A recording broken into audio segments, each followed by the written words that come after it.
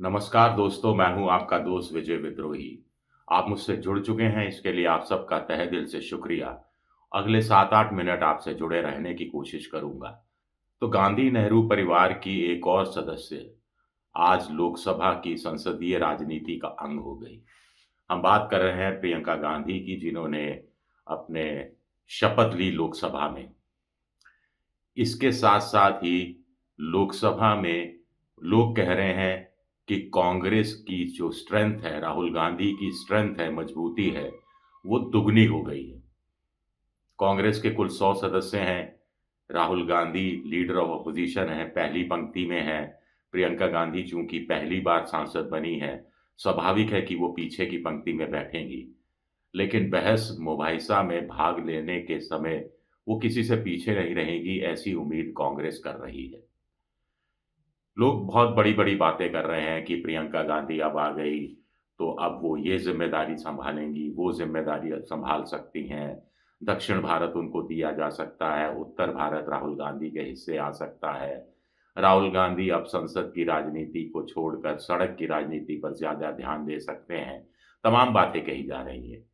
कुछ लोग कह रहे हैं कि एक नया पावर सेंटर बन गया।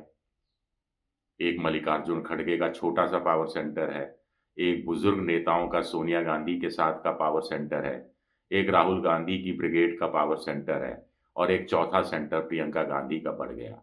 कुछ लोग कह रहे हैं कि भाई भाई और बहन के बीच में कॉम्पिटिशन होगा, कौन बेहतर बोलता है, किसका भाषण ज़्यादा अच्छा है और किसी दिन अगर किसी मुद्दे पर बहस हुई, तो दोनों एक साथ नहीं बोलेंगे। ताकि कंपैरिज़न का मौका अखबार वालों को, टीवी चैनल वालों को नहीं मिले। इस तरह की कयासबाज़ी बहुत हो रही है। लेकिन मेरा एक छोटी-सा अर्ज़ है कि पावर सेंटर क्या पहले से नहीं था? प्रियंका गांधी क्या छोटी-मोटी हस्ती थी या सांसद बनने के बाद ही उनको पद मिलने के बाद ही कुछ बहुत बड़ी चीज़ नसीब हुई है?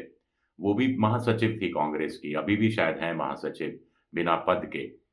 वो जो चाहे कर सकती थी, जो चाहा उन्होंने किया। लोक विधानसभा चुनाव में लड़की हूँ, लड़ सकती हूँ का नारा देकर वो विधानसभा चुनाव में उतरी, लेकिन पिट गई। तब पीके का एक सुझाव था कि प्रियंका गांधी को मुख्यमंत्री के रूप में पेश किया जाना चाहिए था, ताकि एक अलग ऑरा होता, लड़की हूँ, लड़ सकती हूँ को एक बल मिलता, एक संबल मिलता, लेकिन कांग्रेस वहाँ चूक गई। कुछ लोगों ने कहा कि सोनिया गांधी भी इटली की हैं और भारत जैसा ही इटली में होता है। मूल रूप से सोनिया गांधी इटली की हैं, अब तो हिंदुस्तान की हैं। कोई इसमें नई बात मैं नहीं बता रहा। तो भारत में जैसे कि बेटों को आगे बढ़ाया जाता है, वैसे इटली में भी बेटों को आगे बढ़ाया जाता है। इसीलिए राहुल गांधी को आगे बढ़ाया गया। तमाम तरह की बहस होती रही है। चलिए अब वो चीज़ें भी छोड़ दीजिए। लेकिन अब जब प्रियंका गांधी आ गई हैं और पहले वो संसदीय राजनीति में इसलिए नहीं उतरती थी कि बच्चों की देखभाल करनी पड़ती थी, अब बच्चे बड़े हो गए हैं। एक बेटा उनका जो रिहान, वो तो राहुल गांधी के साथ एक चुनावी प्रचार के दौरान नज़र भी आया था। तो कुछ लोग कह रहे हैं कि ट्रेनिंग हो रही है नई पीढ़ी की। हो सकता है हो रही हो, इसमें क्या है? तो प्रियंका गांधी का संसदीय राजनीति में आना कांग्रेस और इंडिया पॉलिटिकल फ्रंट के लिए कितनी बड़ी खुशखबरी है। मुझे लगता है कि बड़ी खुशखबरी है। अब चूँकि वो लोकसभा की सांसद भी बन गई हैं, संसदीय राजनीति में पूरी तरह से उतरने का उनका फैसला लागू हो गया है, तो ऐसे में उनकी ज़िम्मेदारियाँ भी तय होती हैं, नए सिरे से और जवाबदेही भी नए तरीके से तय होती है। राहुल गांधी के मुकाबले प्रियंका गांधी का राजनीति करने का तरीका अलग रहा है। सहज सरल शब्दों का इस्तेमाल करती हैं, जनता से कनेक्ट करती हैं, युवाओं और महिलाओं और जो लड़कियां हैं उनके बीच में उनका क्रेज़ ज़्यादा है, मुद्दे की बात उठाती हैं।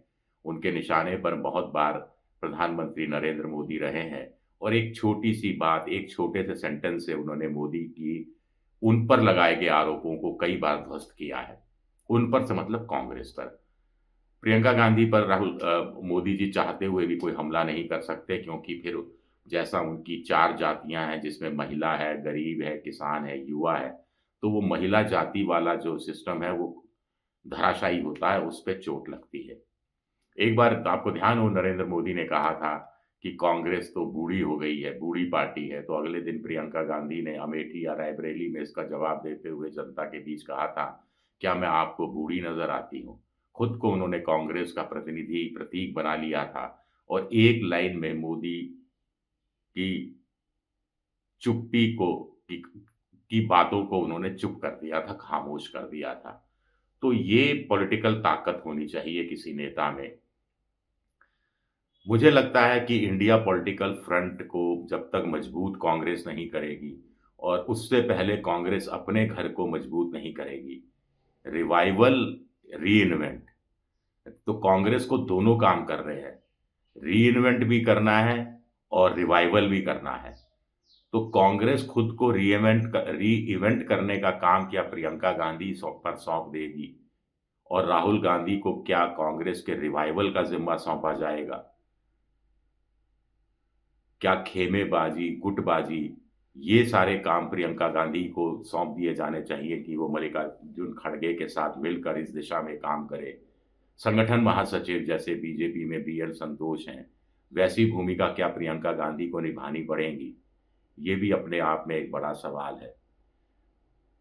Rahul Gandhi India political front के नेताओं से बात करने में उतने सहज नहीं रहते। चाहे वो उनकी अखिलेश यादव से बनती है, तेजस्वी यादव से बनती है, लेकिन ममता से वो सहज नहीं है, शरद पवार से वो सहज नहीं है, और भी दूसरे नेता हैं, स्टालिन से उनकी बनती है। बाकी लेकिन नीतीश कुमार जब इंडिया पॉलिटिकल फ्रंट पे थे, तो राहुल गांधी अगर उनके साथ बैठकर महीने में 2-3 बार चाय पी लेते, तो शायद नीतीश कुमार को बाहर निकलने की नौबत नहीं आती और वो कांग्रेस इंडिया पॉलिटिकल फ्रंट का साथ देते रहते और आपस में कुछ गलतफ़हमियाँ हैं जो बीच के नेता पैदा कर देते हैं, वो दूर हो जाती। अब क्या राहुल गांधी ये ज़िम्मेदारी नए सिरे से सँभालेंगे? या राहुल गांधी अब सड़क की राजनीति करेंगे या लीडर ऑफ अपोज़िशन के नाते उनके ऊपर जो ज़िम्मेदारियाँ हैं, विपक्ष के नेता के रूप में, उसी को निभाने में पूरा समय खप जाएगा? ये भी अपने आप में बड़ा सवाल उठता है। तो कुल मिलाकर ऐसा लगता है कि प्रियंका गांधी के आने से कांग्रेस में तो जोश आया है, लेकिन इंडिया पॉलिटिकल फ्रंट में ऐसा कोई जोश आया हो, ये चीज़ नज़र नहीं आती। ये तब नज़र आएगी जब प्रियंका गांधी इन लोगों से बात करेगी। अब अखिलेश यादव से बात डिंपल यादव के माध्यम से भी की जा सकती है। अरविंद केजरीवाल से बात सुनीता केजरीवाल के माध्यम से भी की जा सकती है।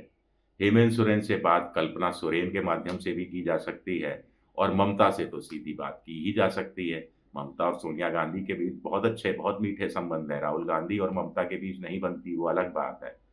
तो आगे की जो राजनीति की जो खिचड़ी पकानी है, उसको भाई-बहन किस रूप में पकाएँगे, ये देखना दिलचस्प होगा और बीजेपी का कितना हमला हो पाएगा, क्योंकि परिवारवाद का आरोप तो बीजेपी लगाएगी, लेकिन वो चलेगा नहीं, घिस गया है, भोथरा हो गया है वो परिवारवाद का आरोप। इस बात को बीजेपी अब भी अच्छी तरह से समझ रही है।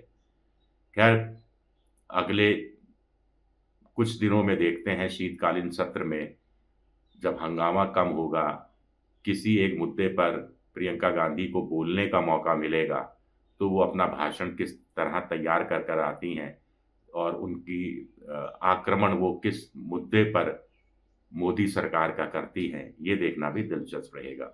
शुक्रिया मेरा ये वीडियो देखने के लिए, बहुत-बहुत शुक्रिया।